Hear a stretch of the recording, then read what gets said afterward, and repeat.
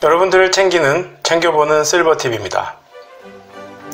조만간 치루어질 총선을 뒤이어서 대선까지 선거는 분명 우리 사회에 직간접적인 영향을 끼치는 큰 이벤트인데요.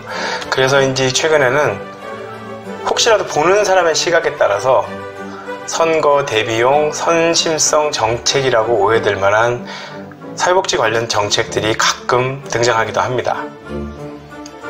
사회적 약자를 배려하는 사회복지 정책이나 각종 프로그램들이 속속 등장하는 것은 매우 환영할 만한 사실이지만 어떤 부분에서는 그 효과성이나 지속성에 의문을 갖게 하는 경우도 있어서 우려가 되고 있습니다. 그래서 오늘은 각종 규제 때문에 그 혜택에 제한이 있거나 그 효율성에 고개를 좀 갸웃하게 만드는 그런 정책들을 좀 뽑아봤고요. 그리고 장수의 법칙에서는 기존의 사회적 통념과 달리 90세 가까이에도 뇌의 신경세포가 새로이 만들어진다는 연구 결과가 나와서 그 내용을 한번 여러분들과 나누고자 합니다. 지난 5분 기사입니다. 국비 34억 원이 투입돼서 어르신들의 보행을 돕는 실버 캐리지라고 하는 전동차라고 할까요? 그런 장치가 개발이 됐습니다.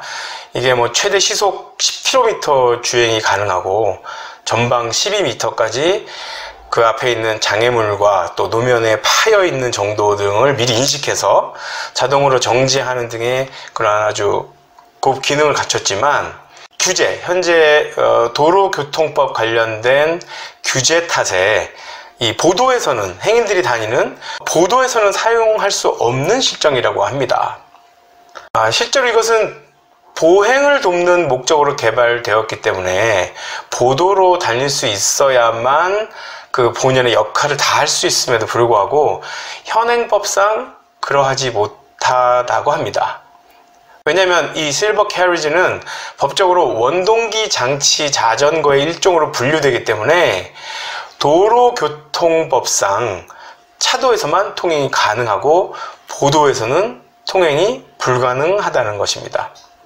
한 프로젝트의 연구 책임자는 대표적 고령화 국가인 일본의 경우에는 보건의료 및 산업 측면에서 매우 우리보다 앞서 있지만 아직 우리나라는 관련 기준과 그 기초 연구조차도 절대적으로 부족하다고 하면서 국산 실버 캐리지로 어르신들의 인생 제2막을 보다 안전하고 편리하게 지원하고자 한다 했습니다.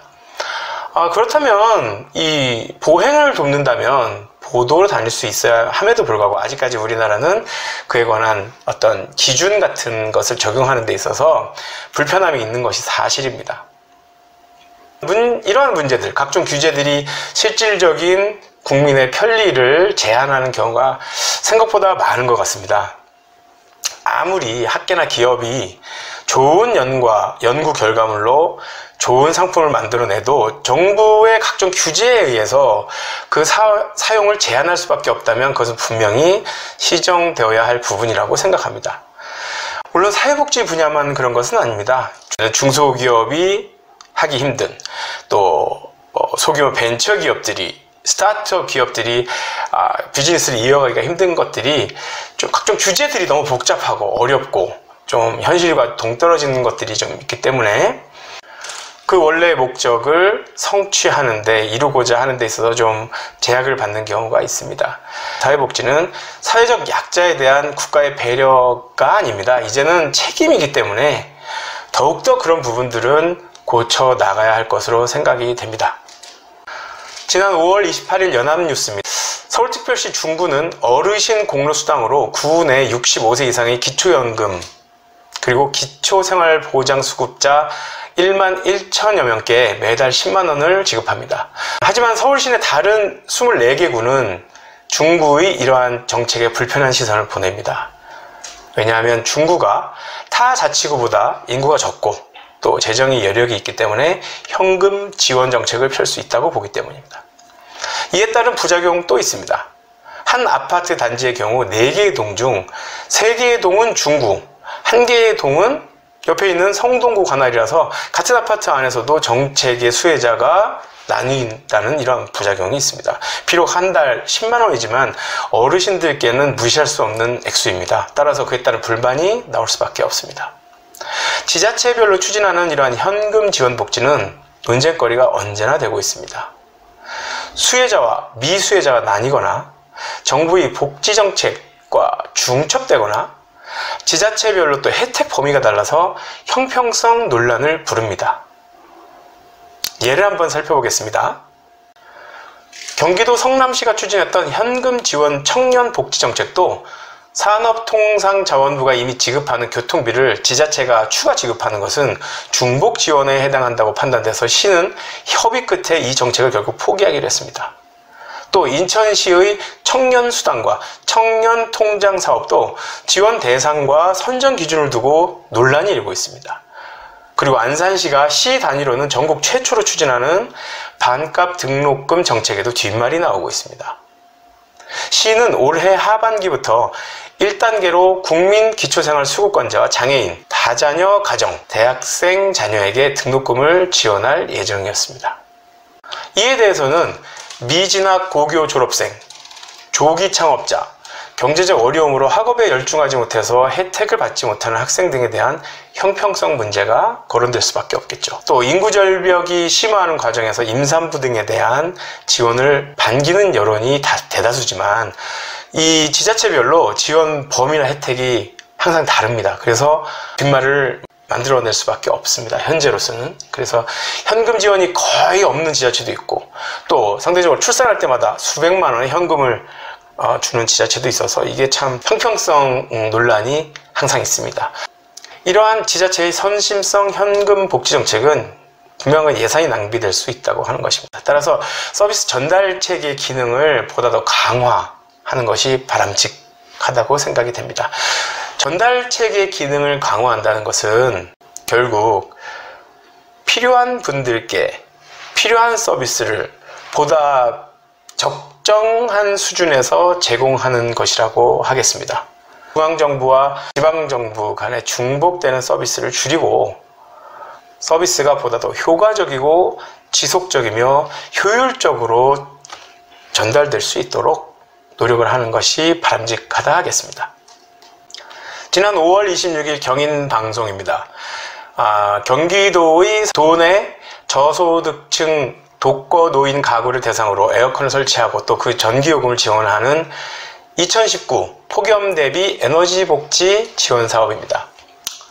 전국 지자체 최초로 벌이는 이 사업은 경기도비 6억 3,300만 원이 투입됩니다. 먼저 대상을 선정해야 하는데요. 도내 독거노인 가구 중에서 거동이 불편한 566가구를 선정해서 75만 원 상당의 친환경형 벽걸이 에어컨을 설치할 계획인 것입니다. 또 전기요금 때문에 에어컨을 틀지 않을 것을 예상해서 하반기 3개월간 월 최대 4만 원씩 총 12만 원의 전기요금도 지원하기로 했습니다. 굉장히 반가운 소식이죠. 혹석이나 혹한기에 이 체력이 약하신 어르신들이 참 지내기가 힘드시거든요. 그래서 지역에 있는 복지관이라든지 경로당 등을 쾌적하게 온도 조절 장치를 구비해 놓고 긴급히 너무 덥거나 너무 추울 때는 그곳에서 계실 수 있도록 하는 정책들은 몇 년 전부터 시행되어 왔는데요. 이번에 경기도에서 추진하는 것은 각 개별 가구에 설치하는 것입니다. 하지만 제 생각에는 이 정책도 좀 문제가 있는 것 같습니다. 사실 도내 독거노인 가구 중 거동이 불편하다고 했는데 실제로 그 거동이 불편하다는 기준은 무엇일까요? 그걸 누가 어떻게 판단을 하게 될까요? 저는 그게 사실 좀 투명하고 객관적이지 않으면 또 형평성 문제가 될 수 있고 또 566가구가 과연 전체 독거노인 가구 중에서 몇 %인지도 사실은 궁금합니다. 6억 3천여만 원의 예산으로 이러한 서비스를 전국 지자체 최초로 한다는데 과연 그만한 효과성이나 실효성이 있는 사업인지, 그리고 이 서비스의 혜택을 받지 못하는 나머지 독거노인 가구에 대한 대책은 어떤 것이 있는지, 이러한 것들에 대한 고민이 먼저 되어지고 충분히 토론되어진 후에 이러한 좋은 프로그램이 제공되어졌으면 하는 바람이. 오늘이 장수의 법칙입니다. 지난 3월 26일 사이언스 타임즈 기사입니다.